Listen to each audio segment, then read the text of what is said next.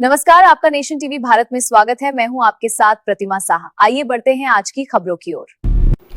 बाघमारा के सोनाडी थाना क्षेत्र अंतर्गत टांडाबाड़ी बस्ती में हुए भूधसान के बाद हालात लगातार गंभीर बने हुए हैं।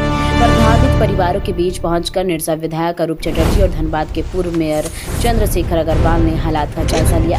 इस दौरान ग्रामीणों ने प्रशासन, बीसीसीएल और जनप्रतिनिधियों पर गंभीर आरोप लगाए हैं। टांडाबाड़ी बस्ती में भूधसान से प्रभावित इलाके का निरीक्षण करने पहुंचे निरसा विधायक अरूप चटर्जी और पूर्व मेयर चंद्रशेखर अग्रवाल ने प्रभावित परिवारों से मुलाकात कर उनकी समस्याएं सुनी। ग्रामीणों ने आरोप लगाया कि प्रशासन की ओर से अब तक कोई ठोस सुविधा उपलब्ध नहीं कराई गई है। राहत शिविर करीब 500 मीटर दूर बनाया गया है, लेकिन वहां भोजन, शौचालय और मूलभूत सुविधाओं का अभाव है। दीदी, अभी तक बीसीसीएल या जिला प्रशासन के द्वारा कुछ राहत कार्य आप लोगों को किया गया है? नहीं, राहत हम लोग क्या रोड में सोते बिना खाए पिए रहते। जिसका घर धसा है, अभी अगर बरसात होने लगी, जिसका घर धसा है उसके घर के पास में ना तो कोई टेंट दिया गया है और ना ही पानी का कोई व्यवस्था। जिसका घर अभी सही सलामत जो सामान लेके खाली किए हैं उनको शिविर दिया गया है, क्योंकि वो तो अपने सामान लेके वहाँ बैठे हुए हैं, लेकिन मेरा तो सामान यहाँ फंसा हुआ है। तो हम कैसे जाए उस शिविर के पास?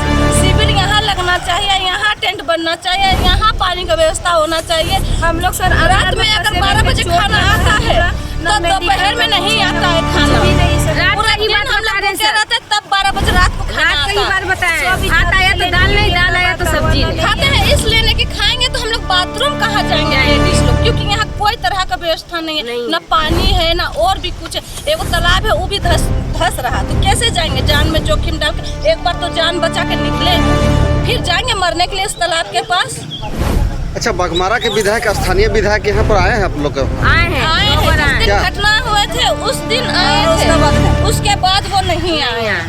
और सांसद, गिरिडीह का सांसद? कोई नहीं, उसके बाद नहीं आए। कोई नहीं आया? नहीं, एक बार आए थे विधायक, वो देख के गए, वही बात कुछ नहीं। 2 दिन अपना छोटा छोटा बच्चा लोग को रेलिसन के घर में भेजना पड़ा, क्योंकि हम लोग तो धूप में जल रहे, क्या बच्चा लोग को भी जलाएंगे?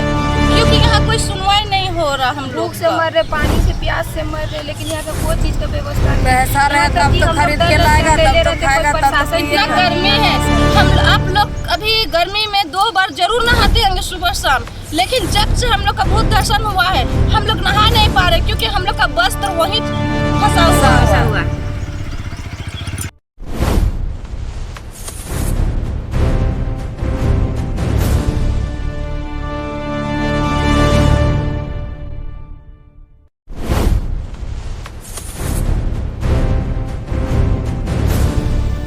ग्रामीणों ने स्थानीय विधायक और सांसद पर भी नाराजगी जताई।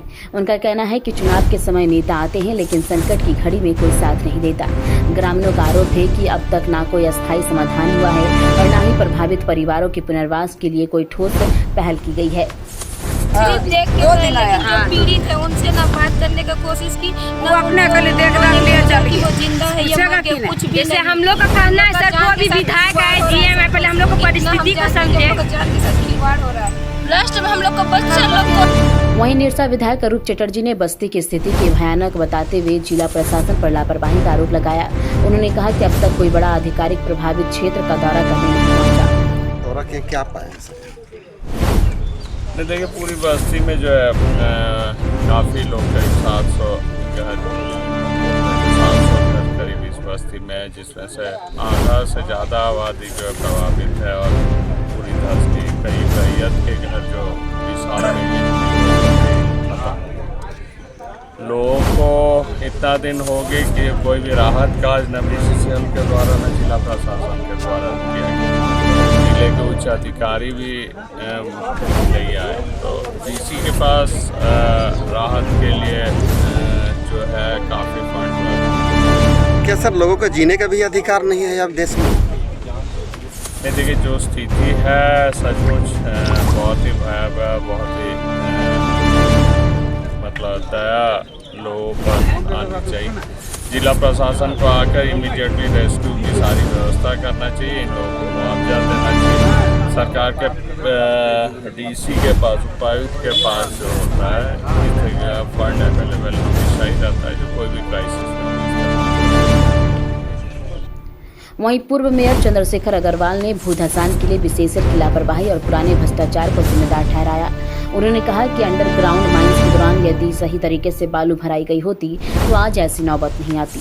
आप लोग निरीक्षण करने के लिए आए हैं सर, क्या क्या दोष पाए गए सर बीसीसीएल के द्वारा अभी तक कोई काम? सबसे पहले जो रिहेबिलिटेशन का प्रोसेस है बीसीसीएल का, उसमें एक मूलभूत परिवर्तन करने की और तमाम विधायक साहब जितने भी झारखंड के विधायक और इनसे आग्रह करेंगे कि इस मुद्दे को गंभीरता से लेते हुए और जो रैयत या जो भी रह रहे हैं यहाँ पे सैकड़ों वर्ष से, उनके मनोनुकूल और उनको कंफर्टेबल एक मुआवजा मिले, जिससे कि वो भी खुशी खुशी उस मुआवजे के साथ आगे का काम करें। केवल फोर्सफुली कि आपको यही करना होगा, हम यही देंगे आपको, ये मोड से बाहर निकलना होगा। क्योंकि आप माइनिंग कर रहे हो, आप केवल ज़मीन में सड़क और नाली नहीं बना रहे, आप उसका दोहन करके उसमें से पैसे निकाल रहे हो और वो भी करोड़ों अरबों में निकाल रहे हो। तो उसका एक परसेंटेज तो वहाँ के जो लोकल रहने वाले हैं उनका हक बनता ही है और पुश्तैनी हक उनका बनता है। इस चीज़ को ध्यान में रखते हुए इस प्रोसेस को बहुत ही मजबूत करना होगा, क्योंकि दिन प्रतिदिन आप इसी बारिश में देखिएगा, अभी जो भूधसान हुआ है, इस बारिश का आप इंतज़ार कीजिए, व्यापक पैमाने पे धनबाद में भूधसान होगा। क्योंकि जो स्थिति आज हम लोग देख रहे हैं, विगत दिनों शुरू से भारत कोकिंग कोल लिमिटेड में जो घोटाला चल के आ रहा है, हर ठेके के पीछे घोटाला, उसका ये दुष्परिणाम है और लोग आज उसको भोग रहे हैं। चिलचिलाती धूप में खुले आसमान के नीचे रहने को मजबूर टांडाबाड़ी के बस्ती अब किसी ऐसे समाधान की उम्मीद नहीं जो उनकी पीड़ा को सुनकर राहत पहुंचा सके। लेकिन सवाल यह है कि आखिर प्रशासन, बीसीसीएल और जनप्रतिनिधि की जवाबदेही कब तय होगी। टांडाबाड़ी बस्ती में भूधसान के बाद लोगों की जिंदगी असुरक्षा और बदहाली के बीच गुजर रही है। राहत शिविर पर सवाल, प्रशासन पर आरोप और बीसीसीएल की भूमिका पर उठते सवालों के बीच अब सबकी निगाहें ठोस कार्रवाई पर टिकी है।